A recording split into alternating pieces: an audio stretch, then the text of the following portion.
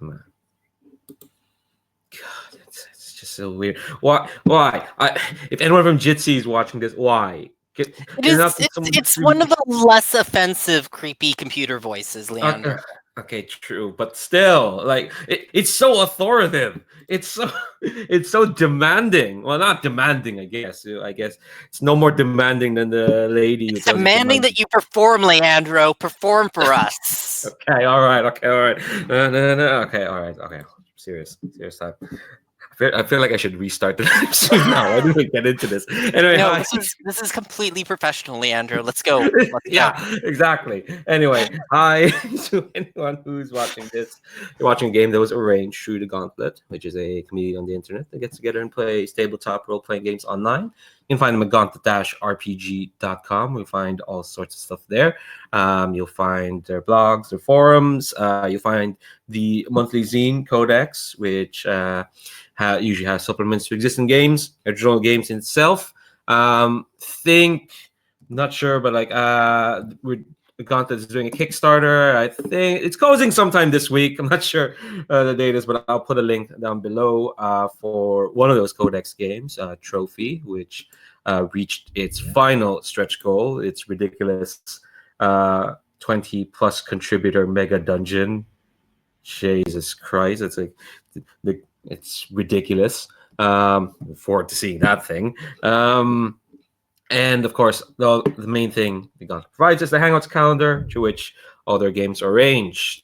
This is session 3 of our quick run through Girl by Moonlight by Andrew Gillis, a forged in the dark game of tragic magical girls trying to figure themselves out in a world that would rather bring them, grind them to the dirt, so to speak.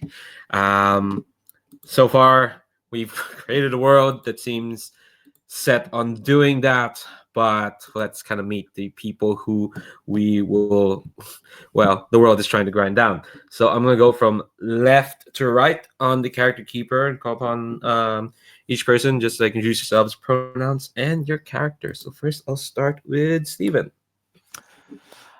Well, I don't know what Leandro is talking about. I think we're all going to live very happily ever after. I'm Steven, he, him, and I am playing Anemone, she, her, the hopeful ingenue, and the unlikely hero of our group. She has been grown from ancient blood, and all she needs is a little bit of love and friendship to save the day. Right. Well, probably should have not been in this playset. In this series. Up next. I'm just here to get the eye rolls from you, Leandro. That's all. You and every single player I get. Jesus Christ. Up next, Asher, would you introduce yourself and your character? Sure, I'm Asher, they, them pronouns. I'll be playing Ely Maddox, who uses she, her pronouns.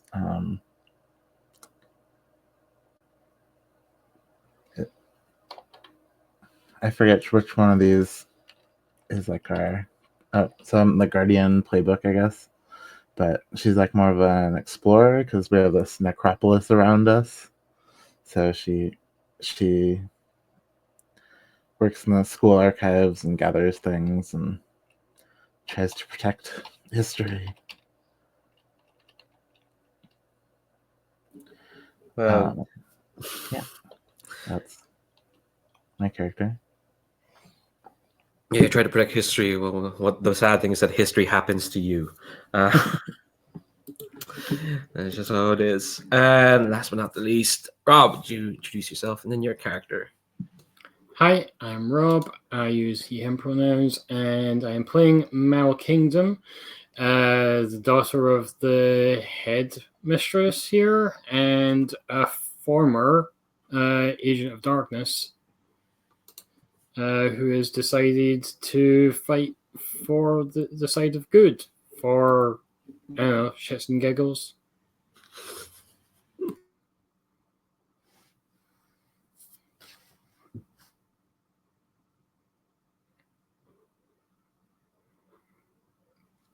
Yeah. I muted. Yeah. Everything's gone sort of gray here. Oh, has it? Oh, that's probably just Yeah. the internet being weird. Yeah, don't worry about it. We'll figure out why you're fighting. There must be fighting for the good for some reason. Not just for shits and giggles. It might be because of somebody I care about. Well, good luck with that. All right. So, before we dive into the game, I'd like to remind folks of the safety tools that we're using. Remind folks that we have a tab of lines and veils. Lines are things that won't be crossed, just won't show up in the fiction at all. Veils are things that can happen in fiction, but we're not like gonna concentrate on them. Like we fast forward over them, or it happens off screen, or like they get a sentence or two. That's about it.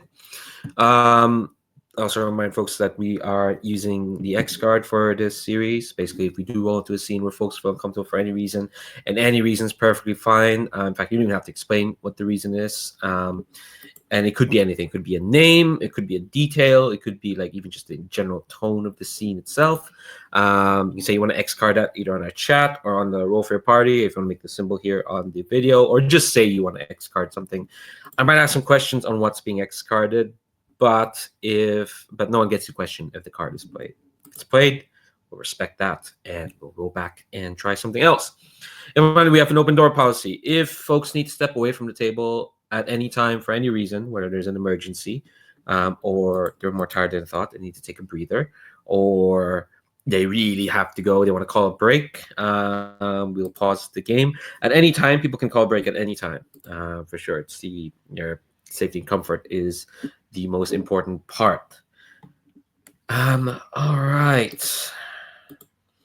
So as mentioned, we're using the playset in Darkest Night, which is the tragic magical girl is doomed to inevitable fate, Magica. Playset of Girl by Moonlight. Just to remind folks of where we are, we just rolled engagement, which, if I remember correctly, was which was a 6. It was controlled. We're in a controlled position, and the mission is basically to protect Anemone and get her to the next day because there's some sort of attack happening from the forces of darkness, as personified by Petra Hawkins at the moment, who has invited Anemone to do some studying at the library. We also know that the military, the feds, so to speak, are sniffing around. For sure. Mal is hanging out in the rooftops, apparently, all brooding like. Of course they are. And LD is underground, underneath where the library is, just prepared for everything. So the objective is to protect Anemone from whatever's going to happen. You have one less magical with you. Ysidro has been chased off by a figure from their past, which is someone's future. Linearly, it happened to them, and they met this person. Magical girls. It's magic. It's all. Don't talk about time travel. This is the Magica place, and of course we're gonna. Spoilers. Sorry, that's actually a big spoiler for Magic. Diagrams with straws. Fine, it's just say. We'll just say the words. It's a timey-wimey mess. There we go. All right, moving on. Okay, so I had just forgiven Petra for lying to me about the reason that she wanted me to get to come out here. And I was trying to use that to get her to reveal what's actually happening. Oh yeah, have you rolled that? No, I haven't yet. Okay, yes, we ended. Yeah. We ended with your words. Do you remember what you said? It's been a week. It's fine if you don't remember exactly what you said. Oh, it was something like, I know, Petra, that it wasn't studying that you had wanted to talk to me about out here, and that's okay. It's okay that you felt the need to keep a secret from me, but I mean, Petra, we're friends. I only want to help you. If there's anything on your mind, you can tell me. Okay. So yeah, you say you're going with forgive. You're in a controlled position. I'm gonna say this is only like standard. You're friends-ish, but like she has like an agenda for being friends with you. I don't think she was expecting this, so it's kind of like goes up from limited to like Doesn't standard. matter, still friends. Okay. Okay. I don't think anyone can assist this. Elodie's underground, and Mao is up in the rooftop. I don't know if anyone can assist. Yeah, I mean, I'd like to pitch that no matter what happens, as like the deal that no matter what happens, I'm gonna take the level 1 harm betrayed. Oh, is that you offering yourself a dark bargain? Yeah, if that works for you, you can offer something else. Yeah. I mean, harm's good. Yeah, harm's good. My other offer is gonna be a clock, but I think I go with that. If you want to give yourself level 1 harm, no matter what happens. Yeah. Of course, the nice thing with the dark bargain is you get 2 dice. Yep. Okay, that's fair. It's fine. Take it. So mark level 1 harm betrayed, because like you can probably get through to Petra. The attack is still gonna. Well, we'll see. This is reaching to Petra, so like that's 4 dice. Yeah, where is the link for the roll for your party? It's to the very right in the characters tab. Right. Okay. But I'll put a link. There it is. I found it.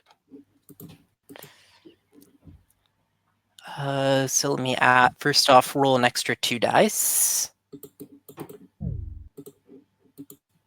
Oh no, we lost Asher. Oh no.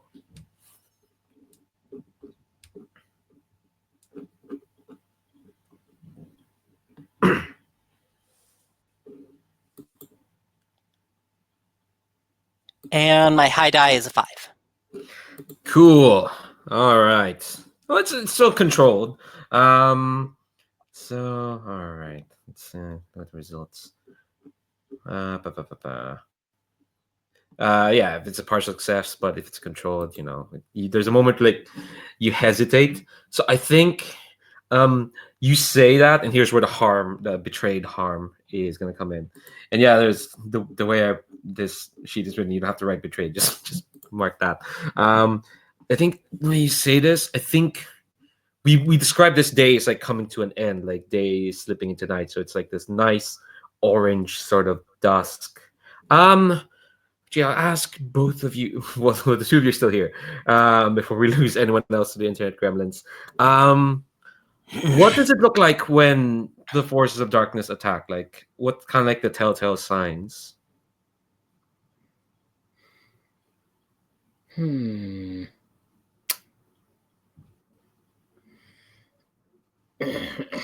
trying to think. Like, I think there was like a sort of energy in the air, like a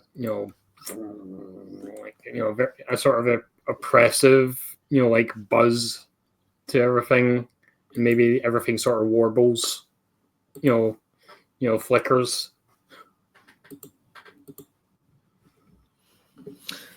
Ooh. Is there anything you want to add, Anemone? Oh.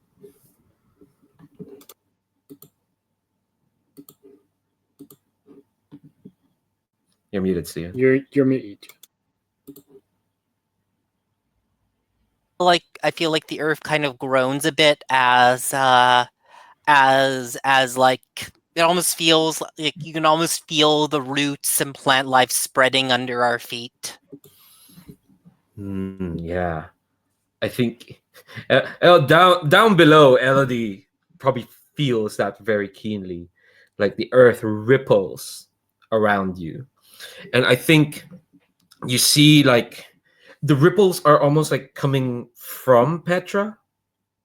Like this atmosphere is almost kind of like exuding from her.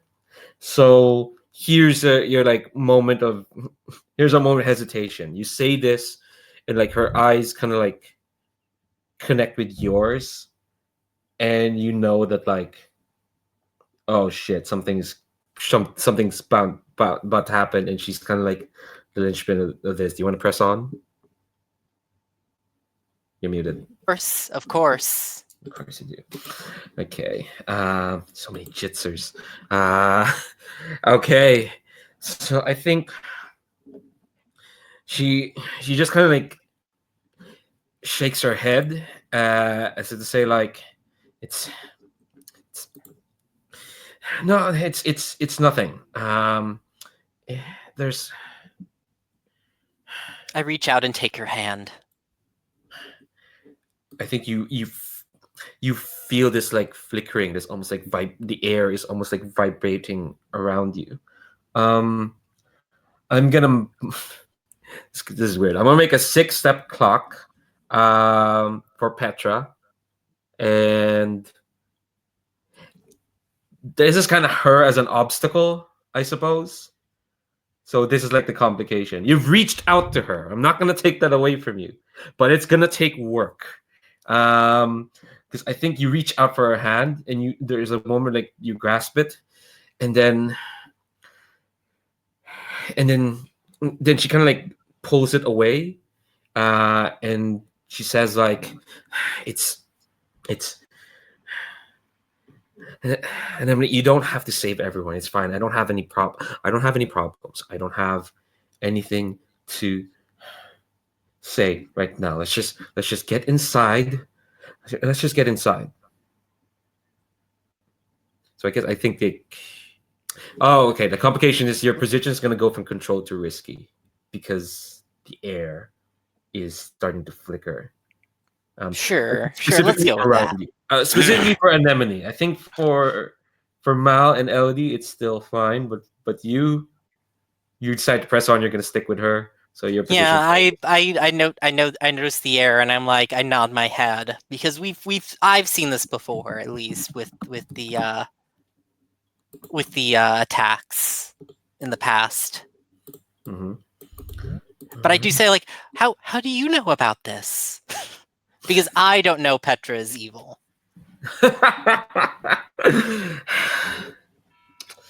I think there's like flicker of like almost fear in her eyes, but then it's replaced with like this steel, and she just kind of like almost forces herself to say, I know as much as everyone. Let's go inside and study.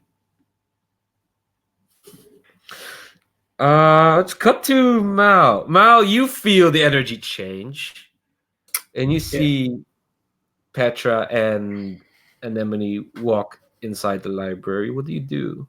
I think Mal takes a moment, like feeling the heaviness in the air, just sort of closes her eyes and tries to tap into the,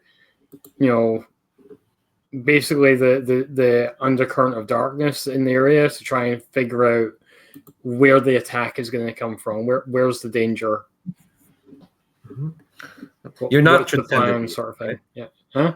You're not transcended. No, not yet. Yeah, I should also specify. You can transcend at any time, but whenever you make an action roll, you fill up a tick there. Yeah. So I'm just basically rolling perceive. All right, a perception check, so to speak. Check your perception. Yeah. All right. So you're in control position. I'm gonna say this is kind of like standard. This is what you do. Do you want to push yourself or take a dark bargain? Dark bargain give you 2 dice. Anyone got an idea for a dark bargain? I think not to drag you away from your control position, but I think you will you reach out for the darkness, and if you poke, they'll notice you poking, and that's gonna put you in a risky position. Yeah, she don't care. Of course. Poke the darkness. Hell yeah. All right, so that's plus 2 die. I'm just going to delete that one. So it's 3 die then. Yeah. So it's controlled standard for now, but it's gonna go down to risky after this roll. 4. Four's good. Yeah, you accomplish your aim. Okay, so you reach out and you feel like you poke the darkness, and the darkness kind of like feels back, and you hear voices coming from the direction of like underground. That's the success. You can sense their presence are like underneath the earth, and the voices they're kind of like this skittering sort of like orchestra, and you poke them and they go, little sister's back, little sister's here, hello, have you come back to us? We miss you so much. Have you changed your mind? You're always free to change your mind. You're always welcome. You're always, little sister, are you there? Hello. So Mal almost reluctantly pulls away from that.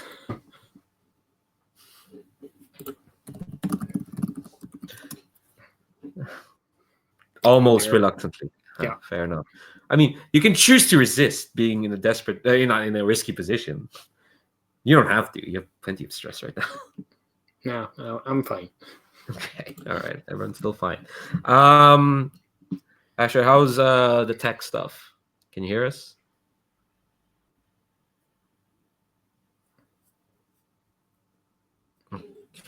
Okay. What? Oh boy. Ooh, that's tricky. Well. Oop. More jitsers. Oh, we can see you. You can hear us potentially, but we can't hear you. That's ridiculous. You're still muted. Yeah, you're muted at the moment. I'm guessing like.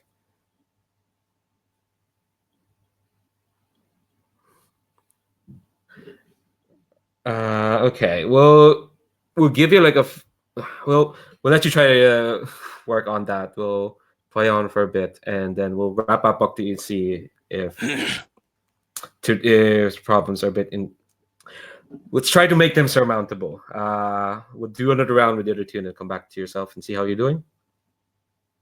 Okay. Cool.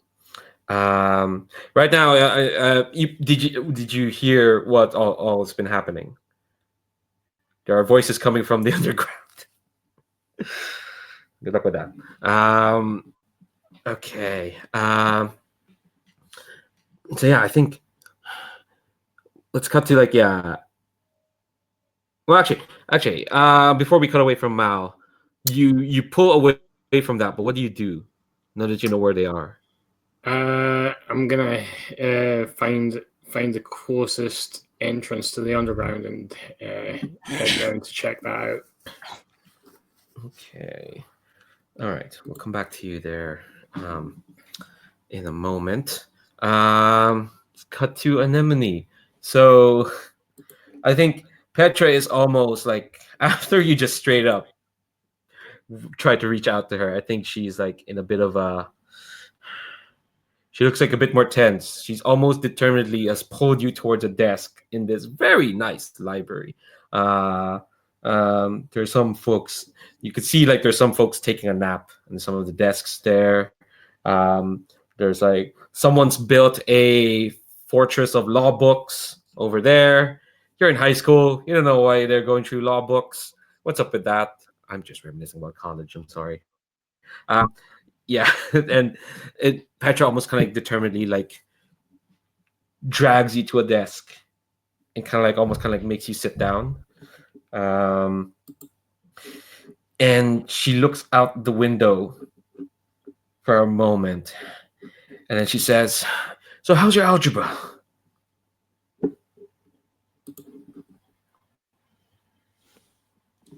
Oh, it's very good. And I and I sorry. No worries. I guess though I do kind of my gaze trails over to the window that she was looking out of, and I guess I'm kind of trying to as we instruct her. I guess I'm trying to figure out what's going on, about what's she waiting for, or what she's afraid of here. So, all right, this sounds like a role. Tell me, how are you doing it? With empathize? Ooh. Okay, let me actually look at the blurb. Okay, so it's specifically about her. Okay. Yeah, you're in a risky position. I'm gonna say this is standard, risky standard. You know, the baseline. Do you want to push yourself or take a dark bargain? I'll push myself. Let's get this story moving along. Just pile on the stress. Fair enough. And that's a 4. All right, so I'm gonna take 2 ticks on this Petra clock. Yeah, standard is 2 ticks. So yeah, sorry, just clicking clocks. Come on. Sorry, I'm wrestling with my mouse. Yeah, so like you're trying to like see what she's looking out at, and I think she's tapping a pencil and she says something along the lines of, well, my algebra is a bit crap. Can you like look through these problems and see where I went wrong? And she kind of like almost like pushes like a notebook towards you, and you can see like some algebra notes, and you see in the corner eye in the window, you see like a bunch of people. Oh, sorry, Oh, you got a lot wrong. You see, these are actually multiplication signs and not plus signs. Oh, is that right? Is that right? She says like a bit distractedly, and I think you see a group of people outside through the window, kind of like marching along. I'm imagining like they're marching along next on the side of one of the school buildings, and you can clearly see like it is a group of soldiers, mechanized soldiers at that. And you can see like they're almost like marching around the building, almost like as an inspection. And you can kind of see, what do mechanized soldiers look like? Actually, Anemone, you tell me. You introduced them to this. I guess I'm kind of thinking of the kind of mechanized armors that you tend to see in like not like mecha, but like those kind of mechanized armors you'd see in like 90s dystopian anime. Like kind of gray green and faceless. Yeah, like power armor. I'm kind of thinking very military, and like there's a visor that obscures the face except when they need to like get a closer look at things. And I think they're almost pretty much like the armor's actually like built or like welded around them. Like it's basically not made for them to take it on and off. It's just like they're just encased in it. Nice. So yeah, I think you see them patrolling, almost kind of like as soon as like they turn to look at like the squad. I'm imagining this like a squad of like 6.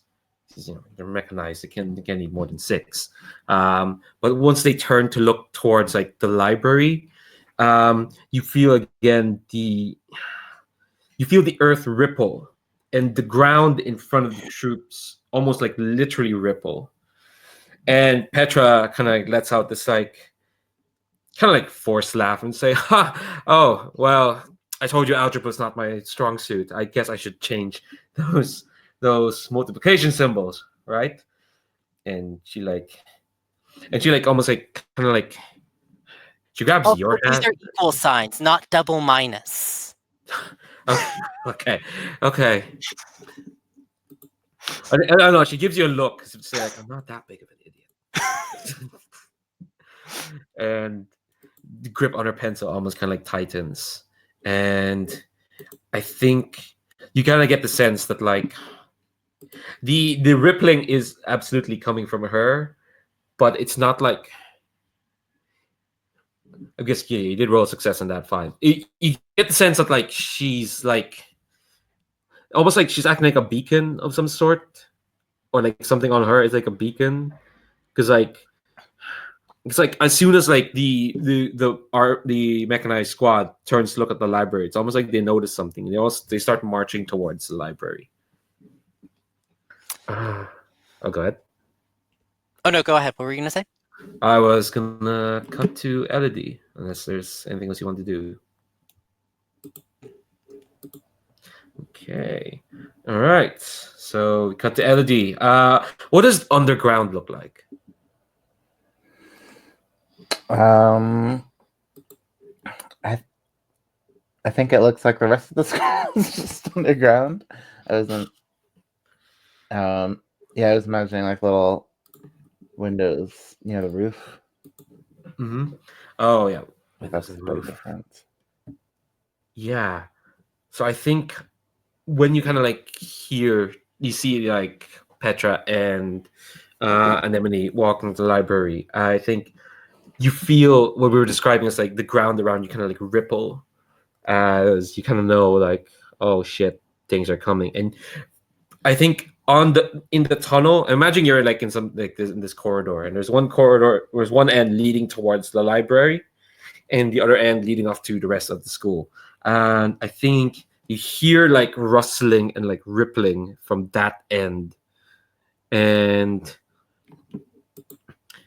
you hear like this tiny whispering chorus of like voices, um and they're kind of like, they're too hard to make out at the moment, but you can hear them.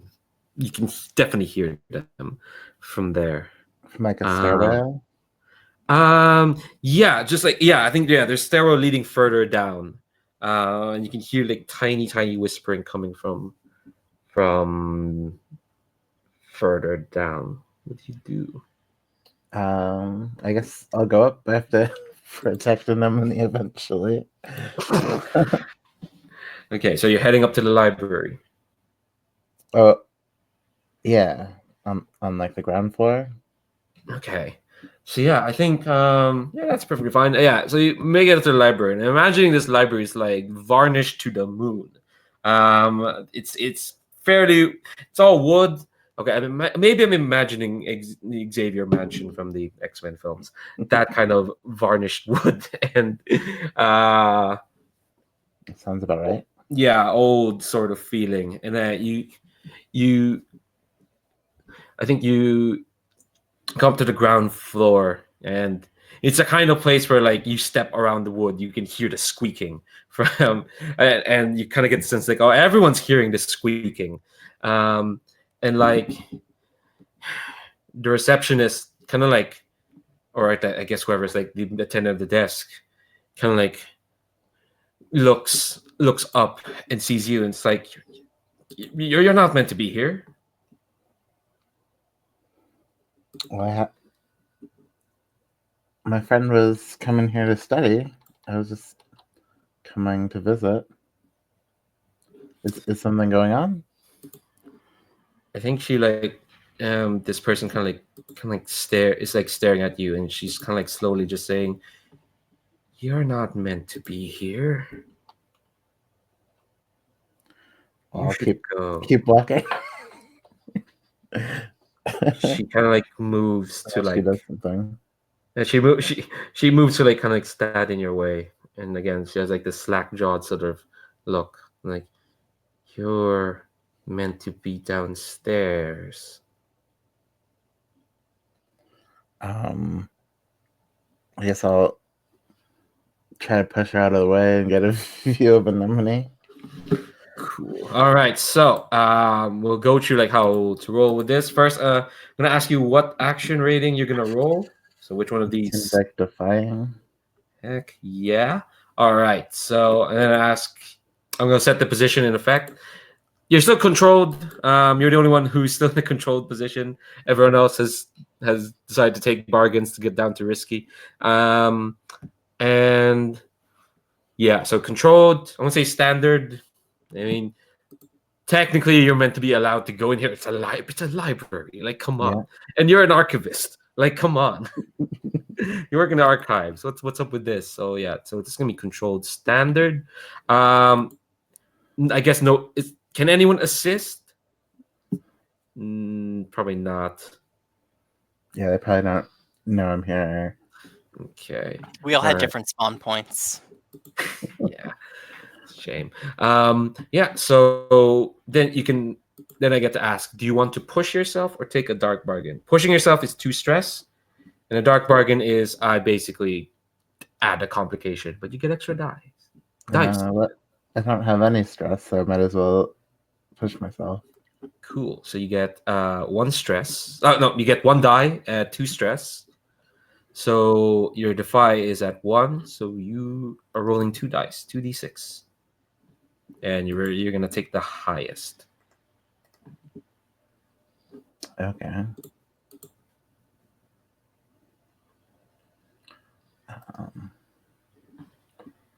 Ooh, Oh, I got a 6. Wow. that's a 6 on a controlled standard. So yeah, I think yeah, you just push your way. You're Blazing in like, there. yeah, and I think she's like, she moved. I think before she even moved to get in the way, you're just kind of like, yeah, well, you don't shoulder check her to the wall. No, it's not that. I think you just get through, because it's a controlled standard. So like, there's not gonna be any backlash. You're just gonna do it. So yeah, you walk into the kind of the public study place, and you see like it looks fairly normal, but you see the view outside the window. Oh, there's these.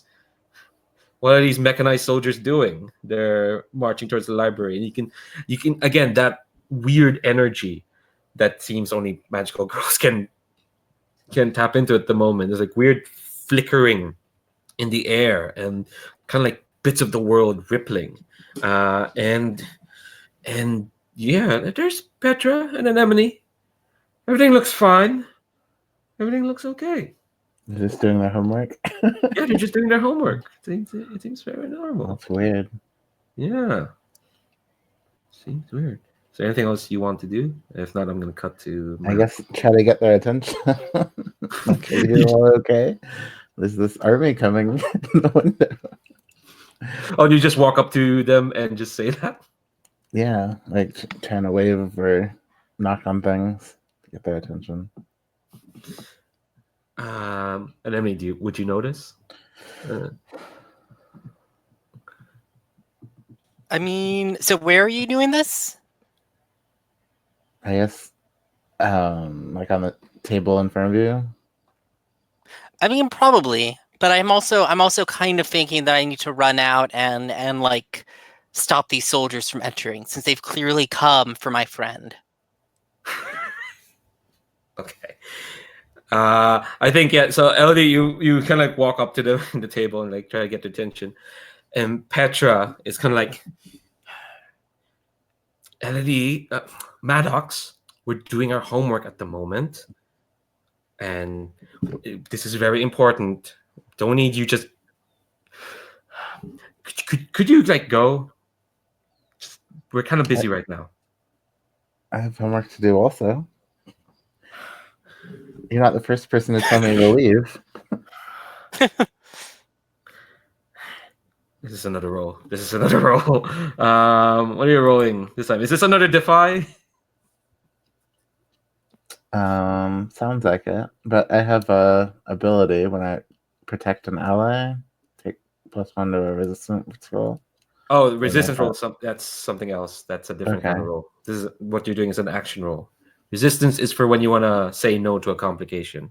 Right. So And after this protecting roll- is when you take you protect when you take a complication that's meant to be for another person. So say like an enemy gets shot, you can say I want to protect an enemy, and you're the one who's gonna get shot.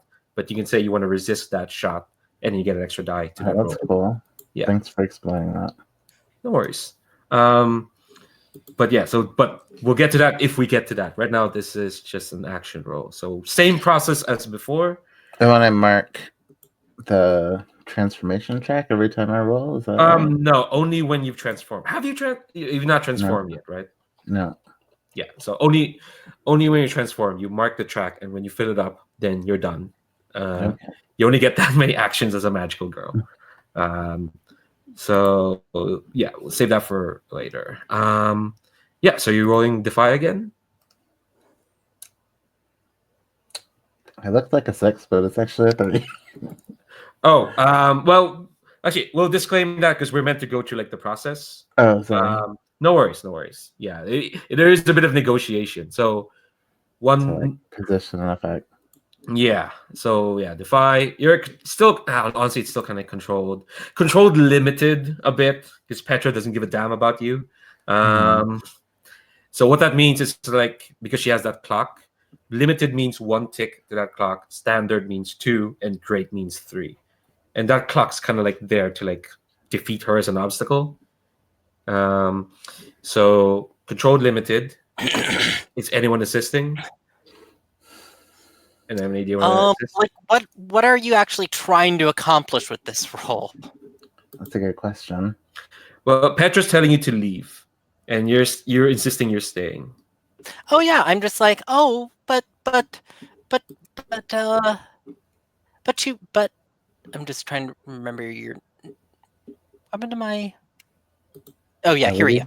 But Ellie works in the library. She's so smart. She could help.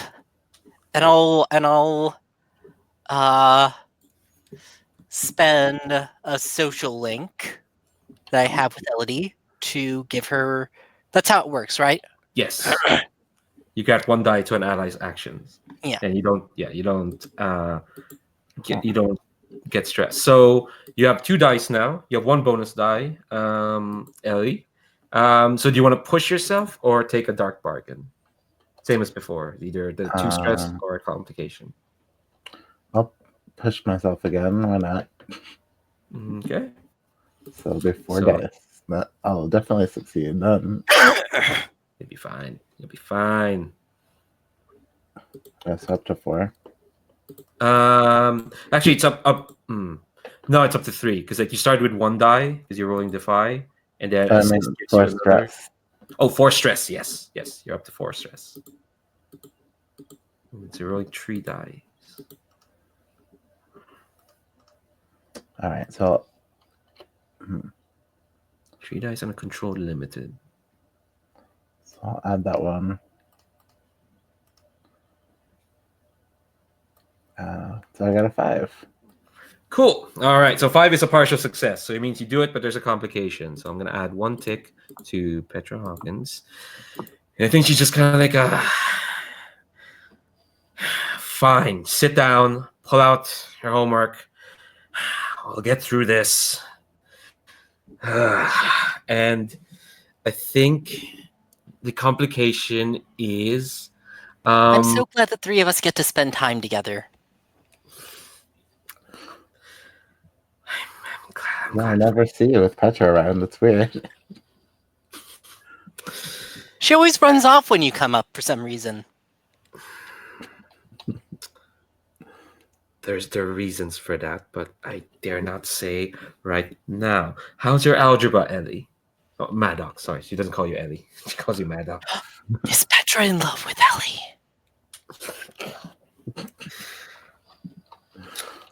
Meanwhile, the ground outside, here's the complication, starts to like,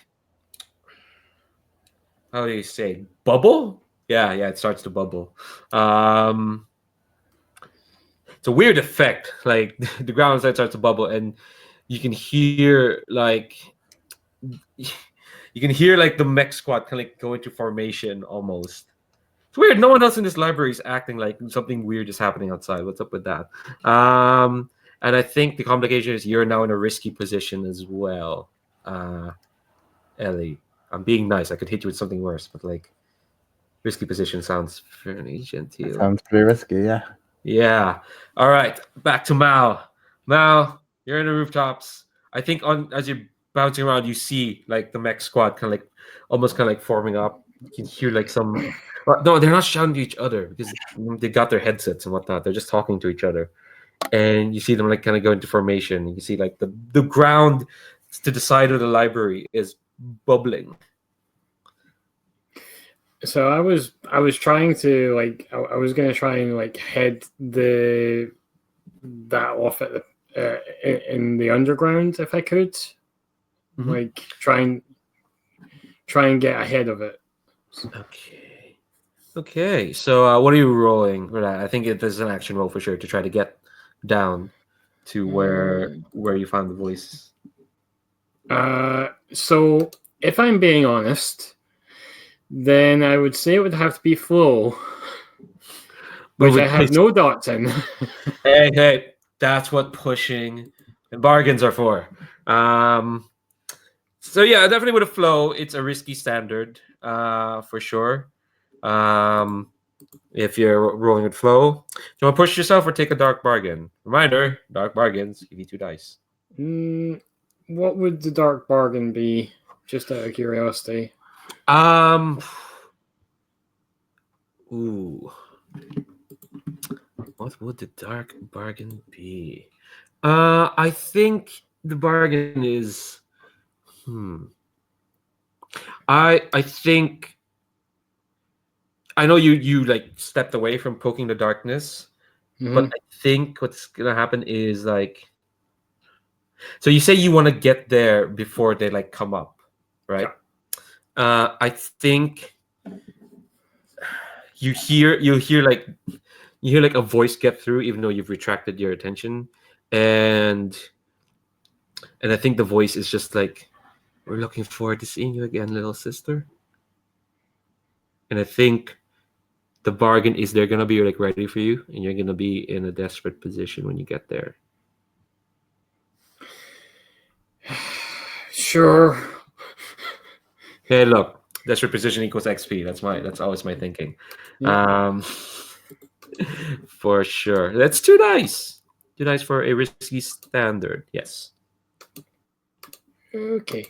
Let me just delete one of these and roll the other 2. That's a 5. It's a 5. Yeah. Cool. So yeah, describe to me like how do you get to the underground? So I think basically I'm doing some clumsy parkour, not exactly graceful, like maybe grabbing onto like a pole, a pipe on a building, and it was like it was coming off the side of the wall, and I'm like okay, slide, and just diving for a manhole cover. Yeah. So I think you slip through like the manhole cover, and you go into like this kind of like boxy sort of corridor is what I'm imagining. There are like lights on, and I think it's almost like, oh, there's like a stack of files or whatnot. This is kind of like the proper library part before we go deeper underground into like whatever the hell is down there. And I think you feel not just the lights flicker, but the world around you flicker. And you turn around, you see from the direction of like kind of like almost like this other corridor sloping downwards. The door is kind of like open. You see like this kind of like shambling sort of blob. It's kind of like grasping out of in the kind of almost kind of filling up the corridor. And it's kind of grasping upwards. It's bubbling upwards, and then the kind of like almost surface of it kind of like ripples, and it kind of splits open. So I just realized what kind of gesture I was doing there. It splits open, and I think kind of staggers out of it is We've described the perpetrators of the Heart of the Night as ancient magical girls given to despair. So I think that's what staggers out at the moment is this girl who's like, I don't know, what would an ancient magical girl look like? What would this one look? Mao. And they look pristine as well. They look like completely normal. Like, they're not like corrupted colors or whatnot. I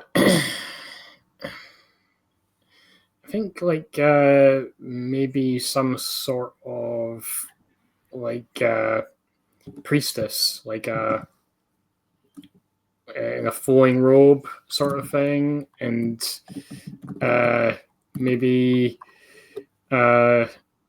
some a tiara with some sort of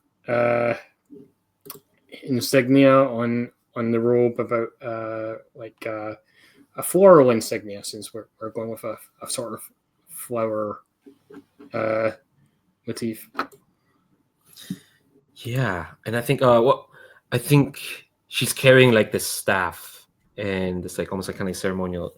It's like this long, thin red staff. On top of this, like crystal sort of cylinder.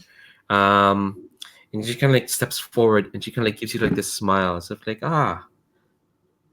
And when she speaks, it's like with the chorus of like 1,000 tiny whisperings, and she says like, "Little sister, have you changed your mind?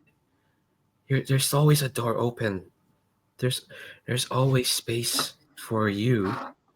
And I think what you see, and you know this because you fought for kind of like these things. You see like extending out of her back is kind of like this kind of like veiny sort of dark plant tendril, like extending from the blob. Buzz off. Or I'm gonna have to get in your way. I think they frown. They look sad when you say that. She's not worth your time.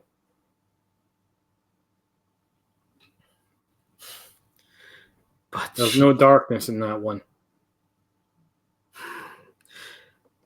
That's what makes her so important. Everyone is born of a little bit of darkness, except for her. She is what we have been looking for. She is our catalyst. She will remind us of what we are not. She will galvanize us. She will lead us forward. Yeah, I get it. She's special. I don't care. You're going to leave, or I am going to tear you apart. This magic girl swings kind of like the staff kind of forward, and almost like a she does a complicated twirly thing. The best I can describe it.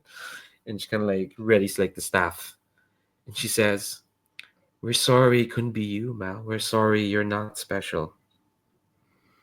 We tried to let you be. You can still be special."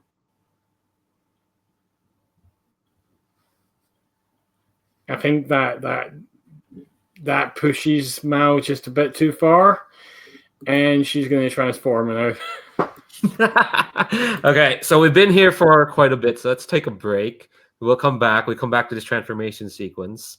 That's okay with folks. That's good. And then we'll we'll try to like run through the rest of this because it's been quite a bit. Let's come back in 10 minutes. 10 minutes is a good sizable break because we've been here for quite a while. So be back in 10. BRB.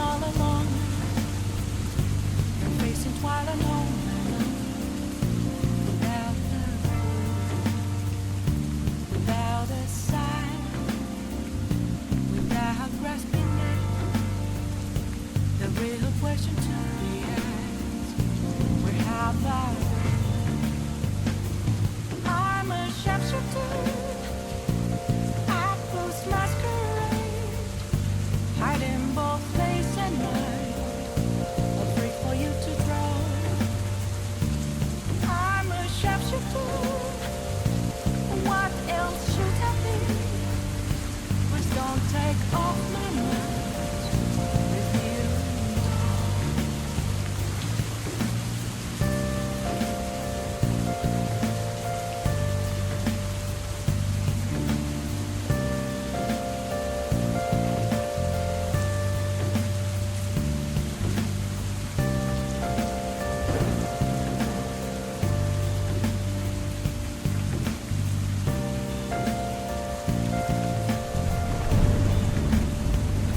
Moments of calm have been left to be found. A mirror right in front of me is where I found an empty glass, reflecting that's a truth. It's telling words not to be told. I need that mask. I'm a sharpshooter. Apples masquerade, heart in both face and mind, free for you to draw. I'm a sharpshooter, chained down to my core. Please don't take off my mind, my place to hide.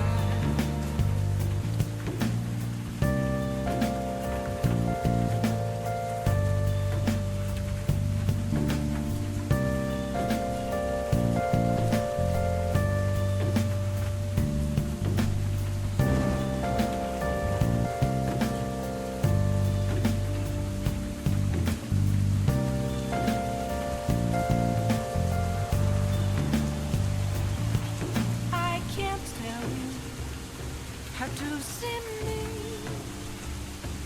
Just a cage of bones. There's nothing inside. Will it always be burning down the walls? Is there a way for me to break? I'm a sharpshooter. Apples masquerade, I'm in both face and mind, all free for you to draw. I'm a sharpshooter, have no face to show. Please don't take off my mask, night in sky.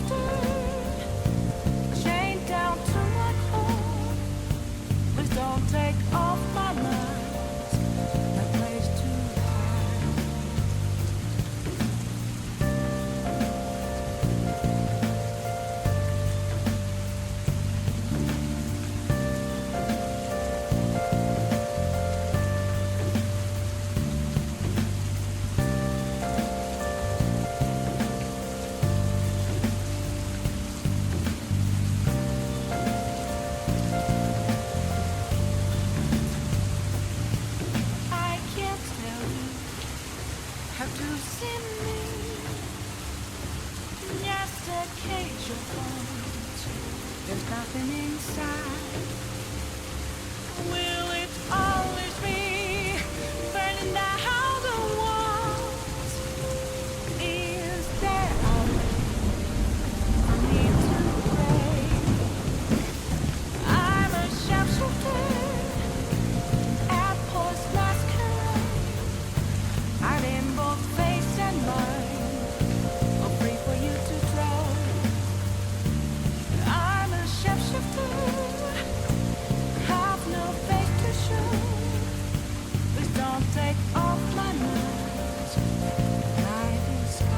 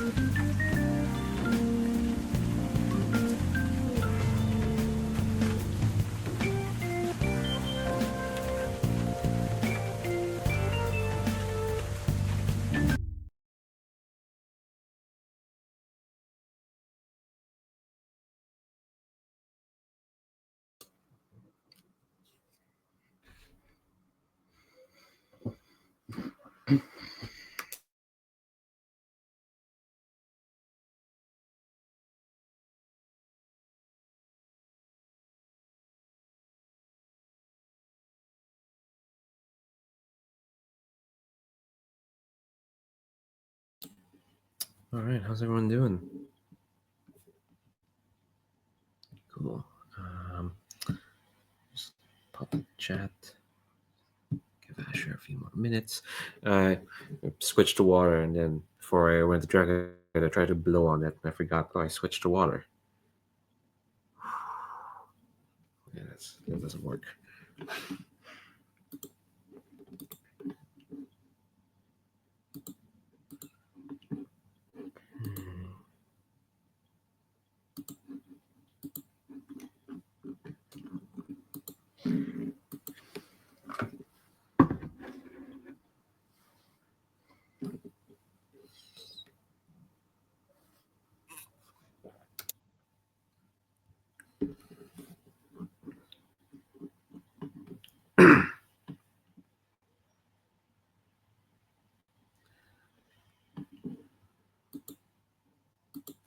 Sorry, I just saw Mao's transcendent ability, and I was like, oh, well, there must be a way to get them. Oh, wait, nope, they're just gonna stay there, I guess.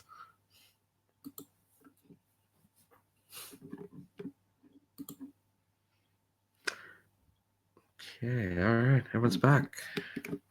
Everyone's good? It's good right now?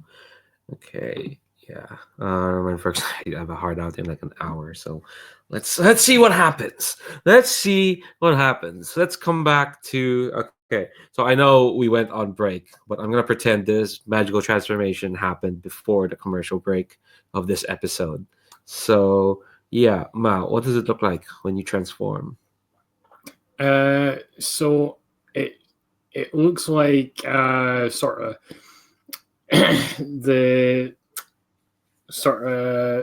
the thorns come out of her skin and sort of bleed the chlorophyll sort of stuff, and it just sort of trickles along her face and hardens into like the epidermis of a plant sort of thing. But because last season, basically, she was, during a fight, she took a blow to the face, which shattered the epidermis and revealed her true face. to everybody. It just goes around her neck, down to down the rest of her body. And it's sort of like a hard suit, basically, with just thorny protrusions coming out all over it. Ooh. Does she have a weapon? Yeah, she's got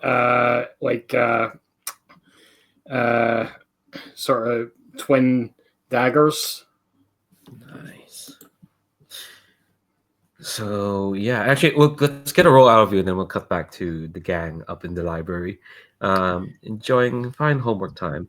So yeah, you pull out your daggers, and this ancient magical girl priestess puts her staff in attack formation. That's a dumb thing to say. And I swear I forgot I had that transcendent ability. yeah, no, you're committed, and so are they. So I think when this magical girl priestess lunges forward, her body almost like darkens. It is kind of like the same sort of like chlorophyll, sort of like thorns come out, but like there's like a split coming from this end of her, and like another magical girl head starts kind of like to poke out of it as it kind of like lunges at you, and you remember, oh yeah, these things are creepy. Yeah, what are you rolling? What are you doing actually? I'm gonna roll. I'm gonna basically charge out. I'm gonna say, "I'll show you special," and I'm gonna defy. Hell yeah. All right, so that now you have access to your transcendence dots. That's 3 dice. This is desperate for sure. Standard, I think. Yeah, no, it'll be standard because you kind of become a magical because of these things. So you're at an even keel with them.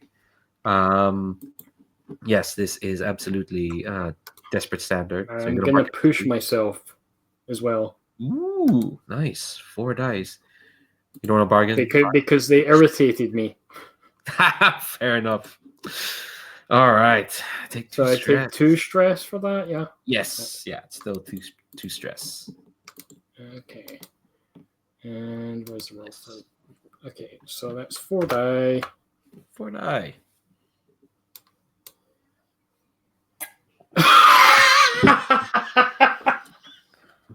So if anyone was watching, that was a 1, a 1, a 2, and a 3 on a desperate roll.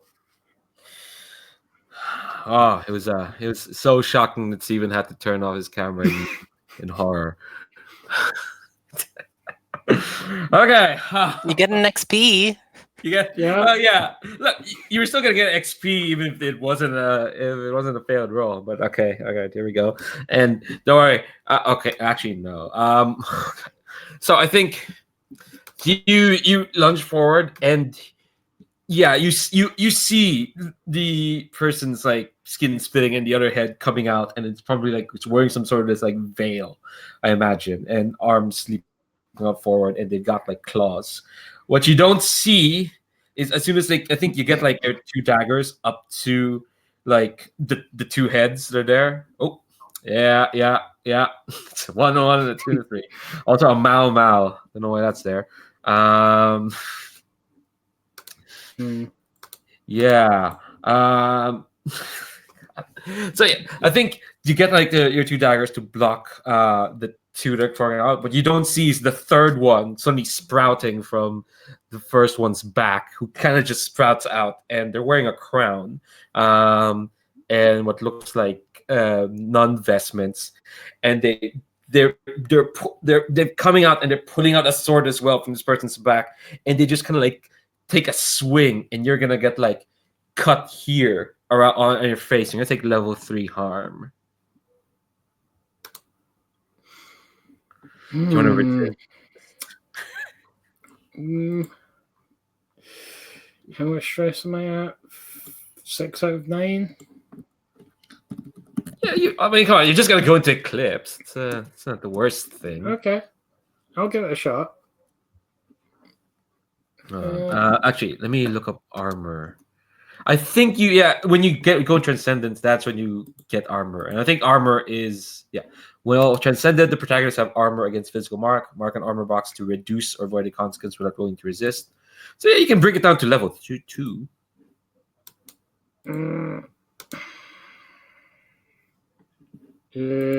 Level 2. So, remind me what happens if I have level 2 harm. What does that do? It's a -1 die. Let me actually double check because it didn't say in the play sheet, so I think here. Okay, let's see harm. Let me find it because it didn't say in the sheets the usual. No, I don't think you get any. Okay, each level of harm has an associated penalty which comes to play, and I think I think this early playtest just forgot to put them down. I'm gonna say it's the usual in Forge of Dark for now. -1 die for level 2. Okay.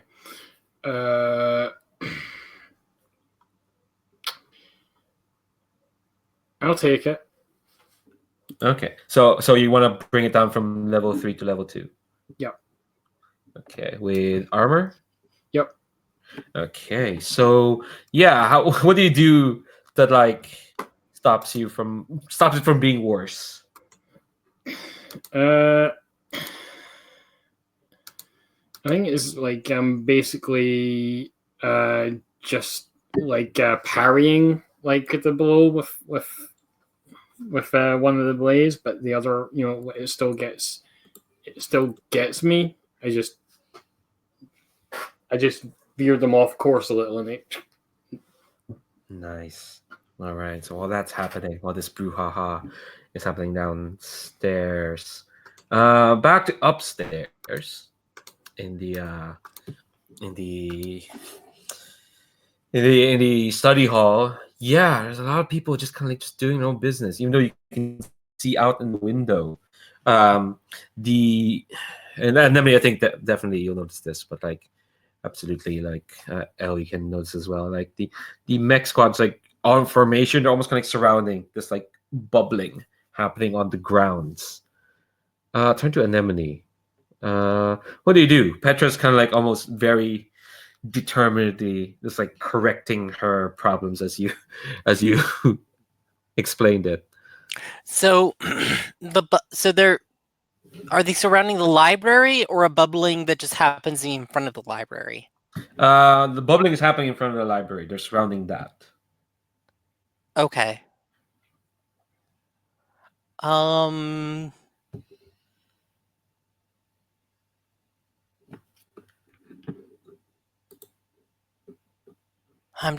kind of hard pressed to think about what would happen here.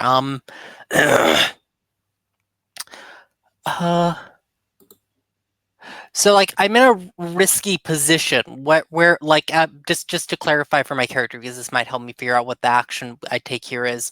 What exactly is risky in the position right now? The risk part is still Petra. Again, the almost flickering. It's almost like she's at the epicenter of it. So when the world kind of flickers around you, it's kind of like it's flicking around her. Okay. Yeah. Cool. Okay, that clarifies things for me. Thanks.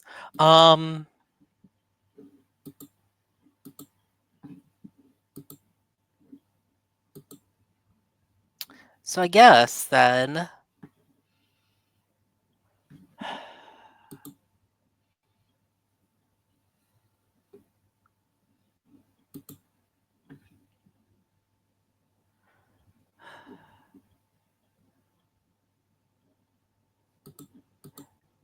I say, Petra, I don't know why, but whatever is happening because of you. I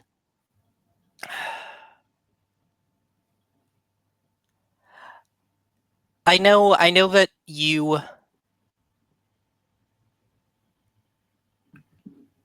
don't necessarily sorry.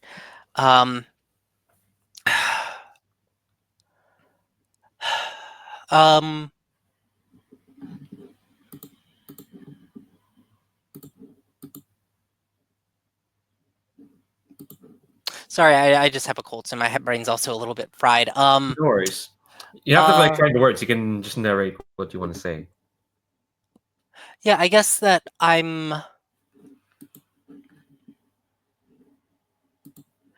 trying to reach out to Petra, and I'm trying to like connect to her on like a human level to try to get her to like pull back on whatever it is she's doing. I guess empathize is what I was kind of aiming for. Yeah, that seems fair. All right, that's a risky standard, I'd say. Is anyone assisting? I'll try to assist. That seems like something I'd want to do. Yeah. What does it look? How are you assisting in this case? I think just reminding her of the times that we had together when she was a hall monitor, and now we're monitoring her, watching out. Wow. Okay. All right. The clearly Petra full of humor. The character that is Petra will connect. That's fine. Take 1 stress, Ellie. That's the price of assisting. All Unless you want to spend a social link with Anemone, in which case you don't have to do it. You don't have to take stress. right. I can spend the social to remove stress too, right? Yes. Although when you spend, you can spend one so you don't even have to take the stress. But I guess, Okay. yeah. Well, it's up to you. It's up to you. But yeah, I mean, so that is a thing that like you could spend it to help someone and not take 1 stress, or you could spend it just to reduce 2 stress. Right. So I'll just spend the stress. Okay. I'll read it later. Okay. All right. So you get an extra die, Anemone. Do you want to push yourself or take a dark bargain? What is the dark bargain you are offering?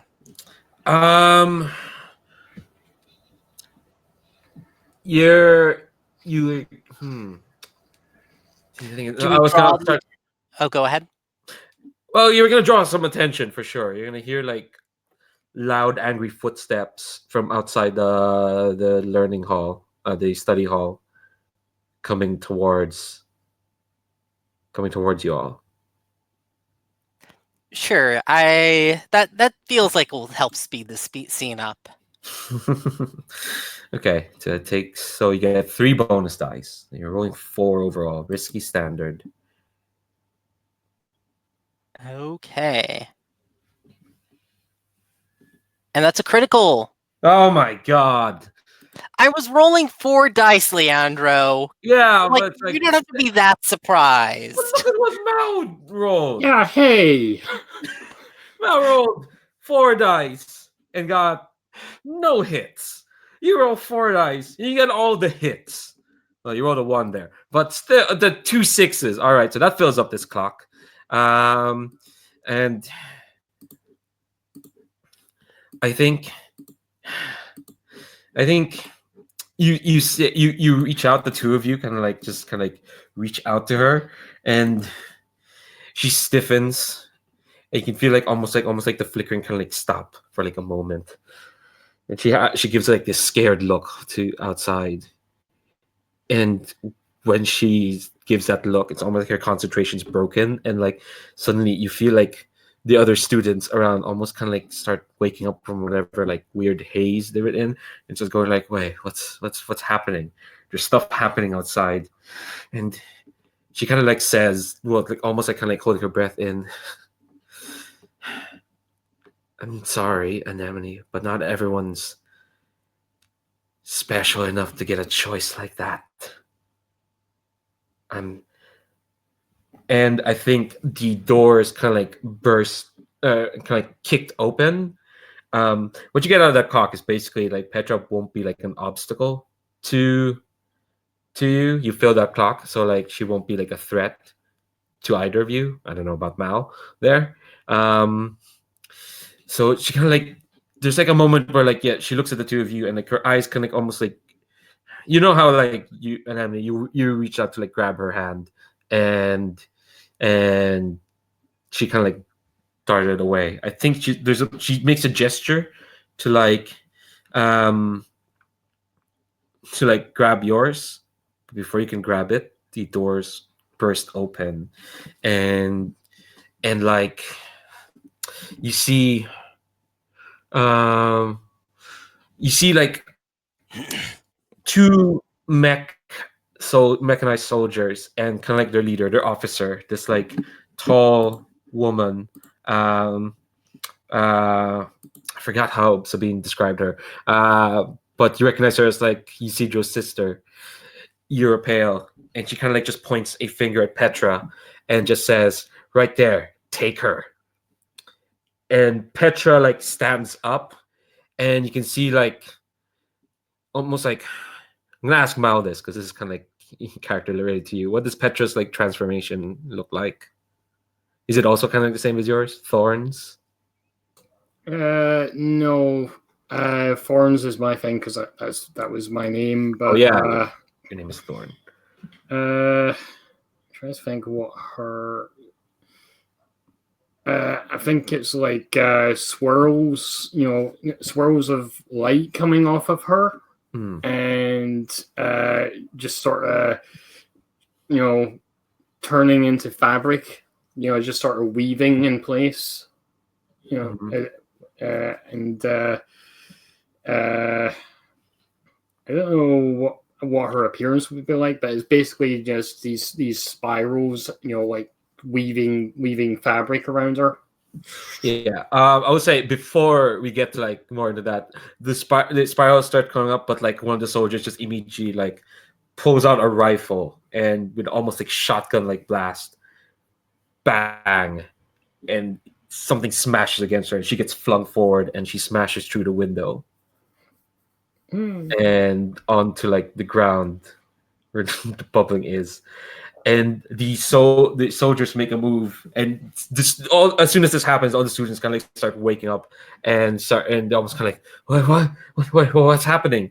And the two soldiers round up at the window, and Europale, the officer, strides up to the two of you, and she just kind of said, no, she gives a shout, and she says like, "Emergency lockdown! Everyone is staying in this library. We have an attack coming in." And then she turns to like the two of you, and she says, "Are you two okay?"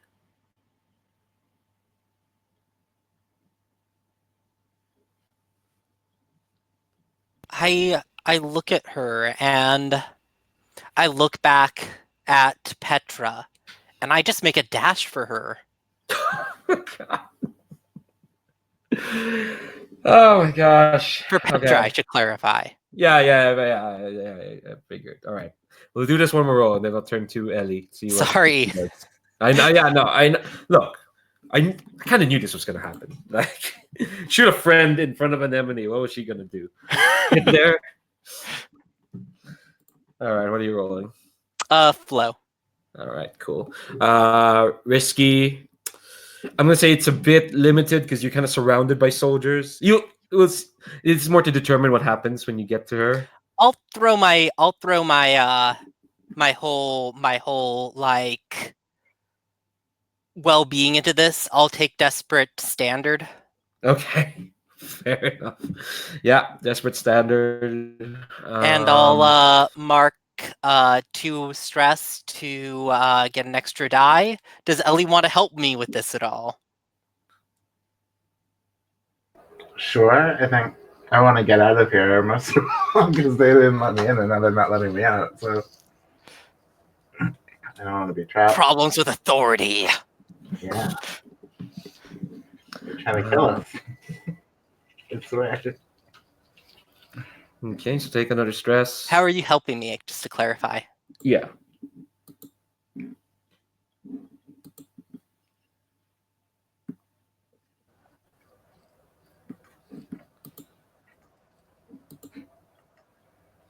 Yeah, that's to Ellie. How are you helping Anemone?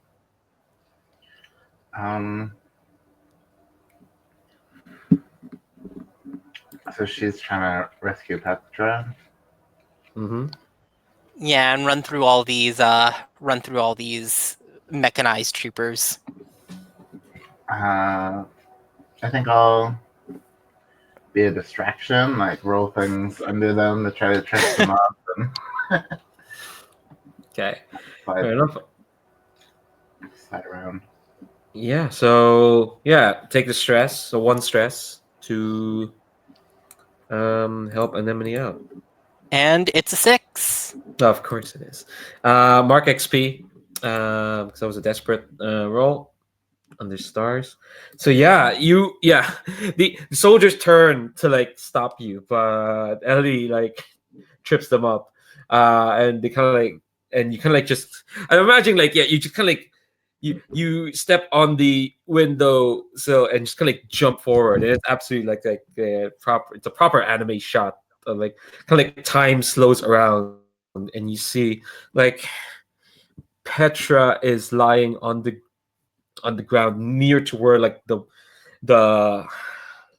the where the ground is like bubbling and the 6 other mechanized soldiers have surrounded it, and she's like trying to like get up, but you can see that like there's something dark on like her chest, and you jump and but you jump and you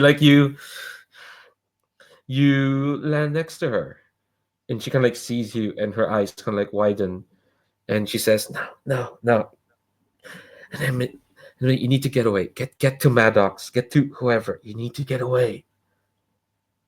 You need to I go." just take her hand and pull. Oh my gosh. But we can flip back to Ellie for now.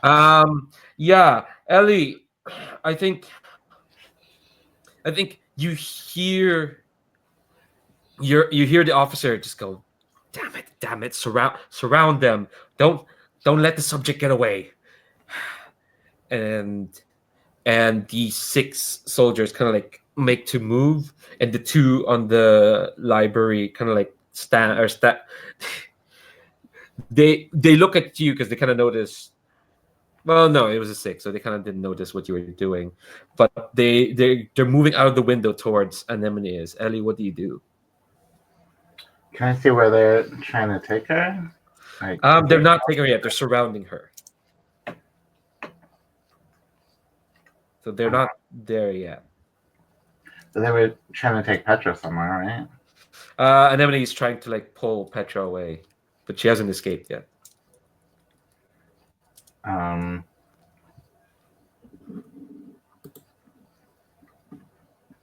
Let's see. Well, I tried chaos.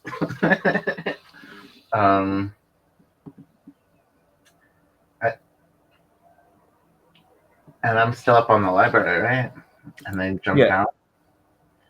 So I think I'm gonna try to set up like a rope line so they can get back up here. So Old impromptu zip line. Yeah, I gotta get a zip line. Okay. I think this is going to be like a setup action. What that means is like Anemone's next action is going to have improved effect. If this works. Okay. What are you rolling? That's a good question.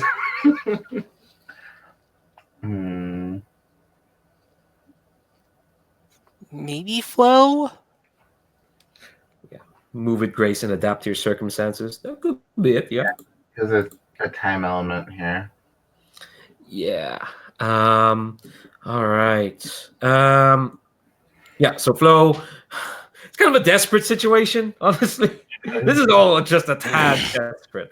So I'm gonna say desperate standard. And I know you probably want to assist, but can you? No, you can. Yeah, I mean, I'm not gonna say no, you can't. But well, I'm just so like, I don't know. I feel like I'm actually kind of like, I'm not really in a position I could assist from. Okay. That's fair. Ellie, do you want to push? Again, I'm not saying that just to avoid taking stress. I'm just like, I don't think there's a fictional way it would make sense for me to help. That's fair. Fair. Ellie, do you want to push yourself or take a dark bargain? Dark bargain sounds good. Okay. All right. Something's gonna come out of that bubbling ground. That sounds interesting. Okay. All right, cool. You take 2 dice for this. 2 extra dice. So yeah, you're gonna roll with 3. Desperate standard. And since this is desperate, I get XP. Is that how that works? Yes, you mark XP in the category you're rolling in. So you're rolling flow, so you mark XP in stars. Okay. And when that fills up, you can add extra dot. I got a 6. Nice. Nice. All right, cool. So yeah, I think you set up your impromptu zip line. So I think definitely everyone else, including the officer, is like concentrating on Anemone and Petra. So they don't notice you've set up the zip line back up here. So Anemone, you're gonna have improved effect on whatever you're gonna do next. But first, let's cut back to Mal. Mal, how are you doing? How you doing, my friend? So I think in true anime style, like we see like Mao like getting slammed against one of the walls, and just sort of trying to dodge the attacks. Mm-hmm. Yeah, and I think what's attacking you now is like this many-headed, many-armed sort of gestalt, all still coming out of like the one body that's still attached to this undulating blob. So it's hard to get room to like make room. It's this place is already a bit cramped, but there's like these you're seeing like all these like faces of like different magical girls. But you see, the more it's split off, the more like the colors just that bit more faded, just a bit more like the colors of the darkness that they're coming from. And so they're kind of like scrabbling around trying to get at you. What's the plan here, Mel? So I think I don't know what the role would be for this. What do you want to do? What are you trying to do? So Mao is going to use her magic to basically grow a big thorny, viney, sort of plant out of the ground and say, push them up into the above the surface, basically saying, a little too crowded. Let's take this upstairs. Cool. All right. Cool. This could be. Yeah. Let's see. I'm looking through this. You're not exactly facing opposition head on. I almost want to say it is kind of like flow as well. Yeah. I feel like it's express too, right? You're trying to express yourself to them. That's specifically used word with an agenda in mind. Well, I think we can say like you're trying to get them to follow you up. Yeah. You can say you can do the magic because you're transcendent and whatnot, so you can do this. So you're goading them. Yeah. Yeah, we can say that's express. Okay. You're still in a desperate position, but you actually have great effect because I'm gonna say that's part of your transcendent ability. This one's mine. Neither of you may back down until one of you is defeated. I think they're kind of actually annoyed that you're spurning them. Like, come on, good deal. You don't want to be a part of this. It's I'm at -1 die, so that's basically I'm rolling my lowest probably. Oh yeah, because -1 die. Do you want to push yourself or take a dark bargain? I'll take a bargain. Well, I'll hear the bargain first. Yeah, I'm gonna combine this with the other dark bargain I offered. So I'm gonna tell you exactly where you're gonna end up. Which is right where all those right out in front of the library. Sounds fine. Sounds fine. Yeah, you're not gonna be surrounded by 6 mechanized soldiers. No, it'll be fine. It'll be fine. It'll be fine. All right. So that's 2 dice. So you have 2 dice. See, desperate, great. I'm gonna delete these 2 and then. Oh, I'm gonna put a clock. It's under 6-step clock. It's gonna be this agent of darkness. That's a 6. Yeah, with a great. So actually, your clock's already halfway filled. Agent of Darkness, and I'm gonna have you fill that. So, yeah, I think this is actually gonna really help out Anemone and Ellie actually, because you create this thorn forest. Oh, don't forget to mark your transcendence tracker whenever you make a roll. Oh yeah, When transcended. So yeah, you goad them to like make the first strike, and they kind of like first burst through, and then when they retract, you actually you have a 6. Tell me what this looks like. I shouldn't. You describe. Well, how does this look when you lead them up? So I basically I'm kind of. I think it's sort of like we both, the thorny growth comes up from underneath both of us and just sort of, we go crashing through the ceiling together on this sort of platform. But because it's my platform, I know how to move with it and avoid all the. It gives me protection basically, but it doesn't protect her. Yeah. So like, yeah, I think so. What it looks like when the two of you burst through from the ground, they almost don't notice you. They notice like a bit of thorns, but they obviously notice this like horrible amalgamated 20 different magical girl creature of darkness bursting out, and they're just like screaming and whispering coming out. And Anemone, yeah, you're trying to drag Petra when Mal bursts out from the ground, and all these horrible this horrible creature of darkness kind of like comes out, and I think Petra's still going like no, you gotta but you'll see that Ellie has given you like a way out of there. What do you do, Anemone? I mean, I'm gonna drag Petra out of this situation. Hell yeah. We're doing this. Yeah, I did see what you noted in the chat. Yeah.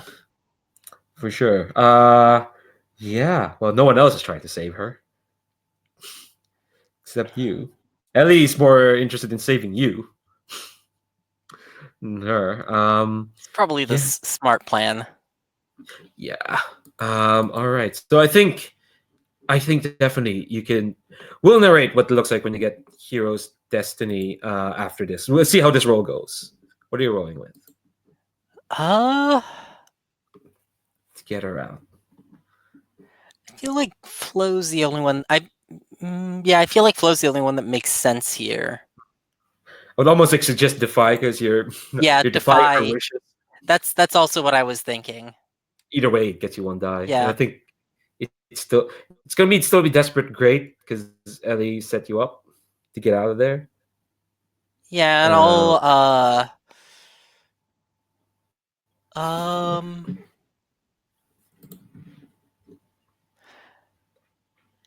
I'll mark 2 stress to get a bonus die.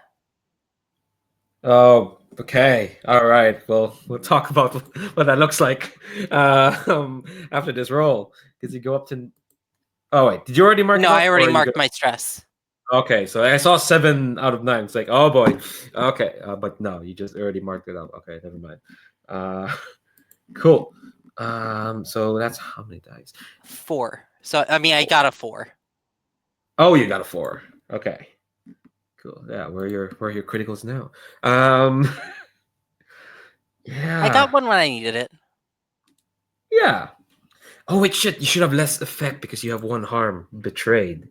So desperate standard. I think what the setup action is, it would bump you up from a limited to standard. I forgot. Yeah, you do have that 1 harm. So what does it look like when you? So you're just gonna like drag her out like from the armpits? I mean, Yeah, but I feel like perhaps that Anemone is sort of once again exhibiting her uncanny strength. Like she's not just like she is actually able to like lift uh Petra up like bodily rather than just like drag her along the ground. Yeah, here's the complication. That this looks really cool. I think, yeah, I love this tableau. So you kind of like, I think, yeah, you carry her, like towards to where Ellie set up this rope line. You're probably gonna drag her up, but I think you suddenly hear this like cacophony of whispering, and like if you notice the dark stain that's like coming from like where Petra got shot, that's not blood. And you hear like suddenly like whispering coming from that wound. And again, it's a chorus of you're you're here. You've done it. You've you're you're really here. You're so close. You're here to lead us. You're here to save us. You're here to save everyone.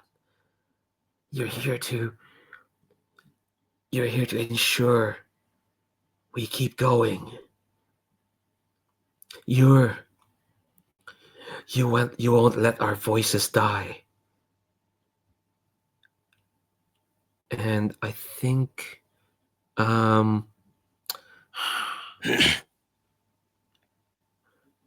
don't know what mechanically I can throw at you other than than that, because I think we're Level almost 2 wrapping harm up. infected Yeah, but the thing is, I don't want it to or be like infested. Okay. yeah. The thing is, No, I it's didn't okay. want. I was just I throwing it wanted to out. be more psychological. I didn't want it to be like, Okay. oh, now they've got their hooks on you. It's more like, oh, these are things, but they are things. You know, Yeah. they Okay. have thoughts. Level 1 harm. I'll give you another level 1 harm. I'd say, um, not tormented. More like incepted. No, I'm not kidding. I mean, I do want to like remind you that this was a desperate roll, so feel free to actually Oh hit yeah, me hard. it is. Yes. I think, yeah. Oh, okay. I think in proper infection. Yeah, not a proper infection, but I think you hear those like whispers and like you feel like something kind of like seeping against like your skin, and because the thing is, I don't want to take away from the fact that like I think definitely this heroic action unlocks your hero's destiny, but Okay. I think this like little dollop, and I'm gonna be nice, you know, I'll make a move as hard as I want. We will bring this down to level 2. I think the whispering kind of like almost gives you a glimpse of what you can do. They start telling you what you could do, like you have so much power. You just needed a reason to use it. You just needed people to lead. We're someone you can lead. We want you to lead us. You can lead us. You're the one who'll bring us forth. You're we can do so much for you, and you can do so much for us. You can save us. You can save us. You can save us. Take level 2 harm. This is part of, in this dark, messed up world, this is part of becoming a magical girl. Go through some growing pains. Do you want to resist that? Nah. It's still level 2 harm. It's still 1 minus 1. All right. Let's try to put this creature thing. we I'm just Oh, looking. sure. Yeah, I'll resist it. Let's go full on, get into Eclipse here. Okay. All right. This is gonna be with actually let me look up because there is like specific ones. Let's see. Sun is, I'll give you the choice. Sun is resisting from consequences of violence and fear. Moon is for consequences of despair and heartbreak. Stars are for consequences of panic and social pressure. I feel like it's the middle one. Which one's that? Moon. Yeah. All right. So yeah. Roll 2d6.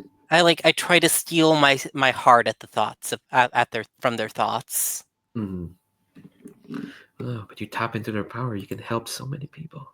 I got a 6. Hey, no stress. So you're just barely clinging on. Okay, so I think you're probably taking this ridiculous zip line. Ellie, you see this horrible gestalt of old magical girls burst from the ground. What do? You see Petra, Anemone and Petra are like making their way to safety. They're gonna be safe. Well, this creature's still here. What do you do? You ask like I know.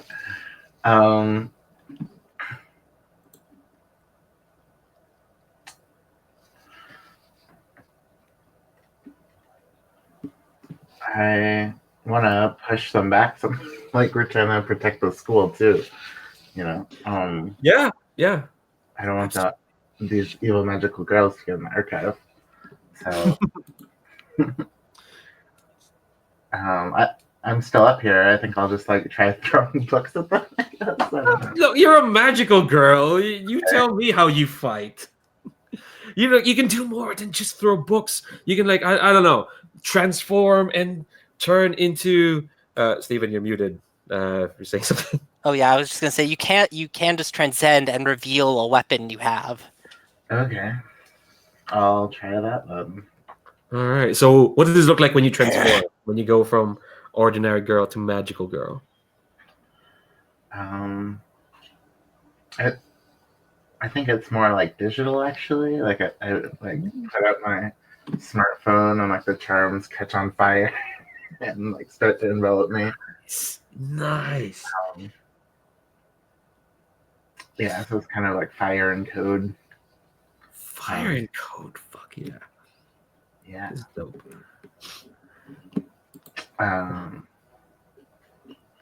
So yeah, I was also saying that because if you're not transcended, you're gonna have so limited effect against a creature of darkness, supernatural being. So what do I look like transcended? Yeah. It's up to you.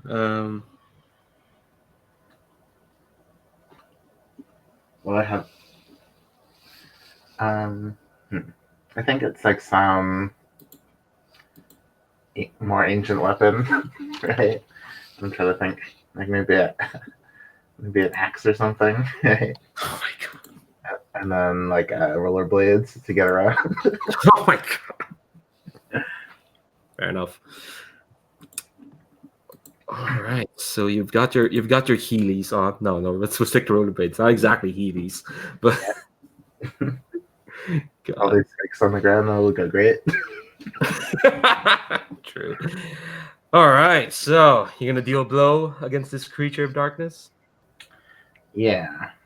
So I'll zip line down there and hit it with my axe, I guess. Yeah. What are you rolling with this? D&D game.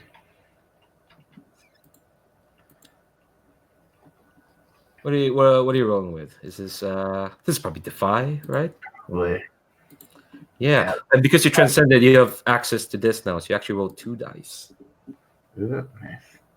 All right, so I'd say you've now moved from a desperate to a risky because this thing is kind of like out in the open, and suddenly the mech shooters are like opening fire, but they're not as effective as you are. They're kind of effective, but you're way more effective. So this is gonna be risky. I would say because they're the effect. Normally, like if you transcend, that means hold on. Let me look at the GM sheet. There is well, not the GM sheet, but like the book. Yeah, great against standard against most magical threats. I think it's moving this up to great for sure partially because no, I think it is standard. You're a risky standard. So you got 2 dice. Anyone want to assist? Val? Or Lemony? I don't know if I can assist because of my transcendent thingy. Oh, yeah. Only your rival can assist you in other... Well, no, yeah. Oh, shit. Other ability too. Oh, yeah. Oh, when you strike back and someone was harmed, one of your friends gain +1 effect. Yeah, but the thing is, yeah, sorry. I just noticed Mao's ability. Well, other foes, friends can interfere. Absolutely, Yeah. foes will not interfere. Okay, so this is perfectly fine, but it doesn't say you can't assist. It just says only your rival can assist you. Okay. So I will. I'll It's up to you. assist. It's Well, up to you. If you think Mao won't assist, that's perfectly fine as well. Well, Mal is assisting in the sense that Mal is trying to defeat this thing already. So Fair enough. Mal won't see it as her helping you. So It's still kind of an assist. So take 1 stress. So you get 1 bonus die. So yeah, this is gonna be risky. Great then, because I just saw that. And do you want to push yourself or take a dark bargain, Ellie?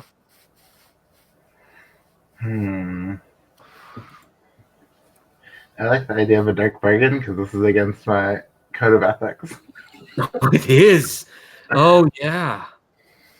So here's a dark bargain. Well, this is so much a bargain. It's just an interesting foreshadowing for the future. So I don't know if I should use it. I'll save this one for later. I'll think of another one. Yeah, you are violating your code. So I think the bargain is that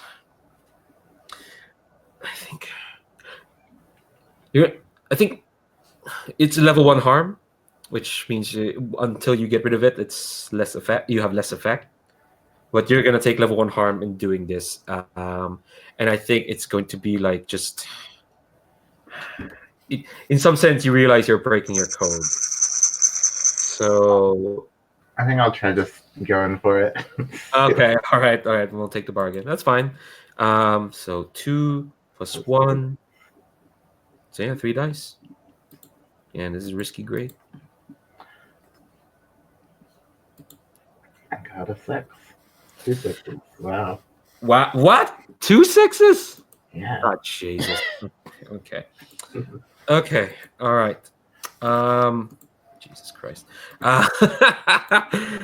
All right. So I think I'm gonna let the two of you, both Ellie and Mao, describe what it looks like when you beat this thing down, when you defeat this thing, or at least push it back into the underground.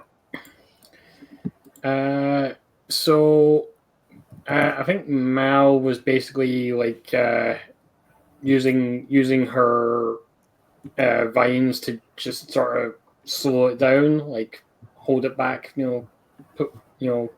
grab limbs whenever they appear and stuff. But more limbs appear, it's like, so it's a whole thing. And then I think Ellie comes on the zip line and just like slams into it and knocks it after it's down, kind of. Yeah. So I think that's enough to like. It screams in the chorus of 1,000 magical girls in despair, and it kind of gets pushed back. It kind of slinks forward, and I think in this confusion, just as the mech soldiers kind of like, they kind of like as they, because I'm kind of fast forward because you completed the mission, you completed the objective. For now, I'm gonna say because we're just about close to time. The magical, the gestalt, horrible ancient darkness creature. Stephen, you're muted.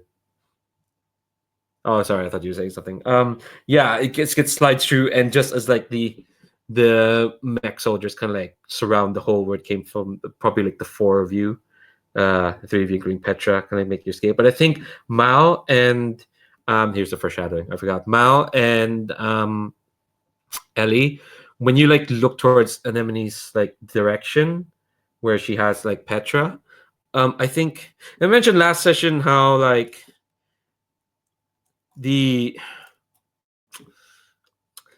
dimension lines are thin. Someone's been messing with time quite a bit. I think there's a moment where like when you look towards Anemone's direction instead of seeing where the library is, you see like this ruin, and you don't have to describe the full thing, but can you give us a glimpse of what future Anemone looks like? Anemone, you're muted.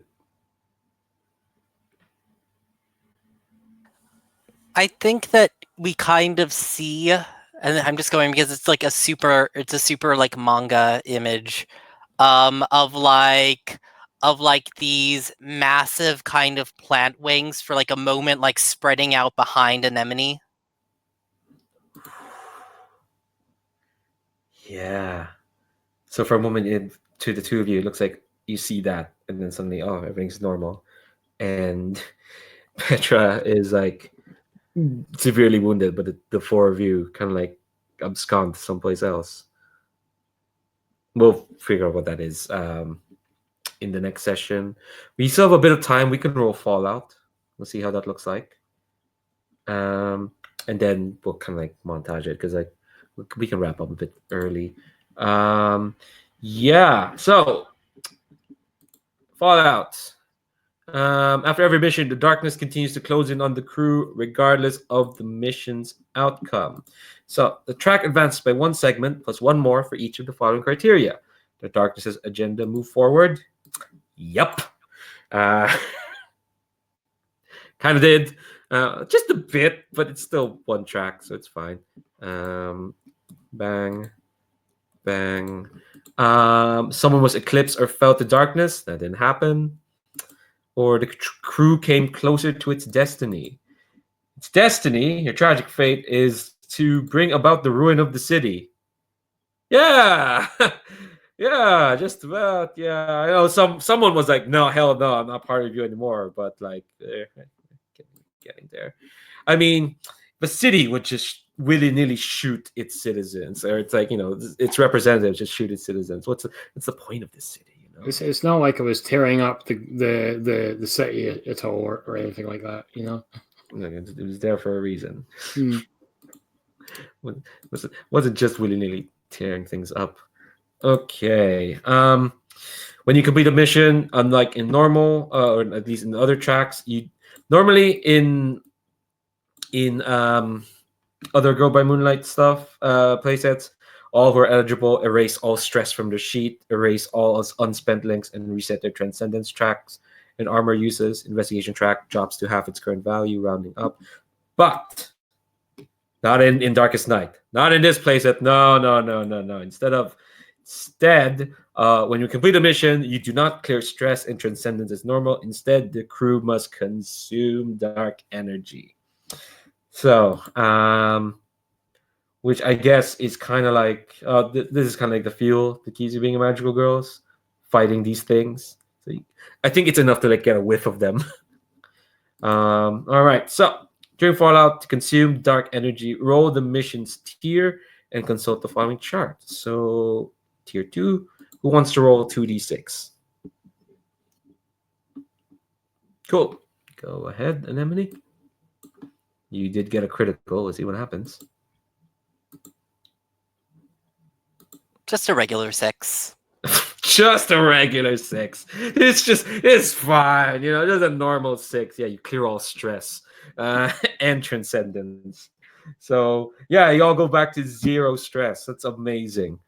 Y'all consume some good dark energy. God.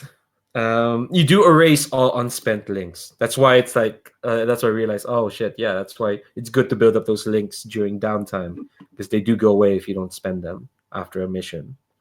So yeah, all unspent links go down to 0. And then after a mission, the crew rolls for Fallout. I'm gonna do that in between sessions. Just because I know if I roll it now, I'll forget what it is. And then I'm like, I know we have this recorded, but I'm not going to be bothered looking back for sure. So I will do that. I'll do that between now and then. But I think let's get like a last shot of each person as like the day is wound down. And well, the night is kind of over, and almost like the next day. What's kind of like a last shot we see of them, at least for this episode, so we can pick up next week.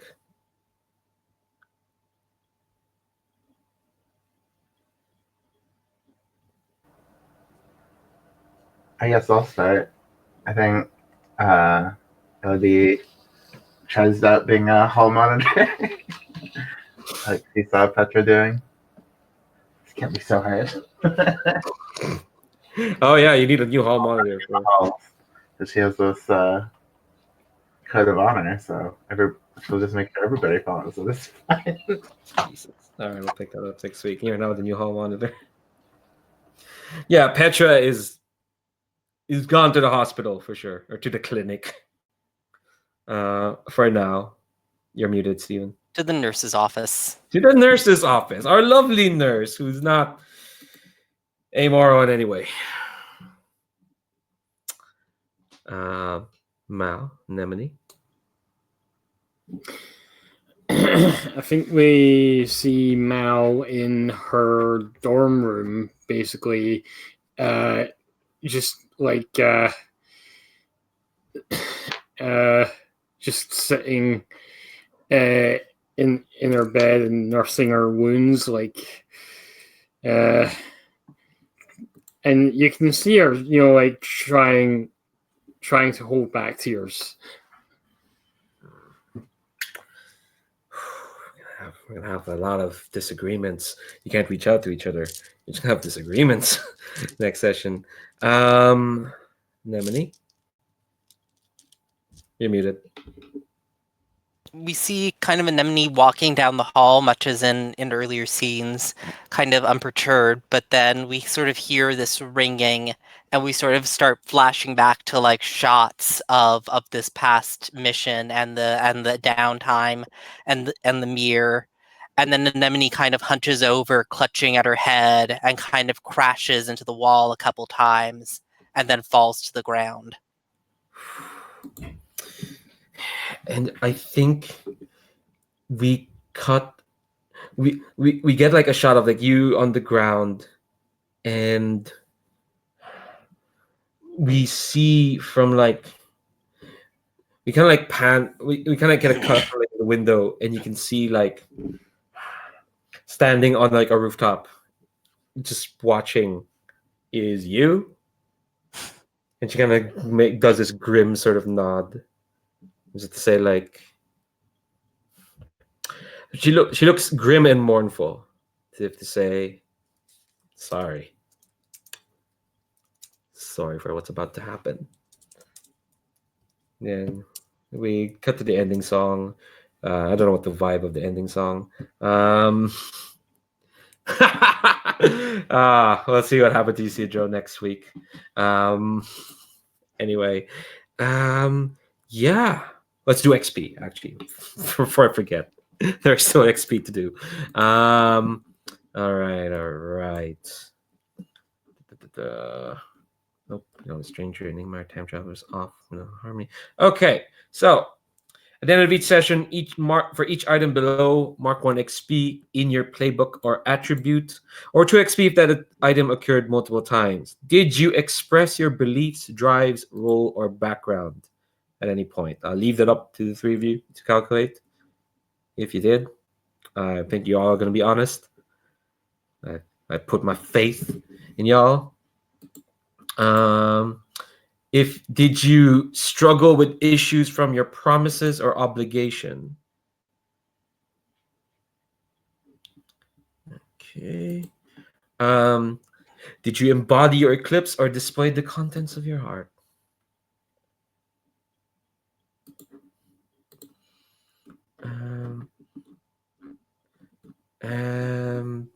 Yeah, and then we do the playbook specific XP. Start with our guardian. Ellie, did you address a challenge with kindness or self-sacrifice? I think it had some self-sacrifice. I don't know. I'll give you one XP for that. I don't know how to actually sacrifice much, but I tried to. You tried to. That's the thought is what counts. Sacrifice your code, I guess. Yeah, that's true. Yeah. Mal, did you address a challenge with individual action or aggression? Gee, I wonder which. Yes, and yes. Take two. And Anemone, did you address a challenge with compassion or honesty? Yeah. I wonder which one. God. All right. So yeah, all that XP and the series XP. Did you successfully carry out a mission from the crew list? Yep, absolutely. So that's one. Did you suffer the world's oppression and advance towards your tragic fate? Yeah. One of your friends, even though they're an agent of darkness, even get shot in front of you is quite a bit. I'll give you that. Again, I'll be nice. I mean, we're not going to fill this up before the last session, so but I'm going to fill up as much as I can.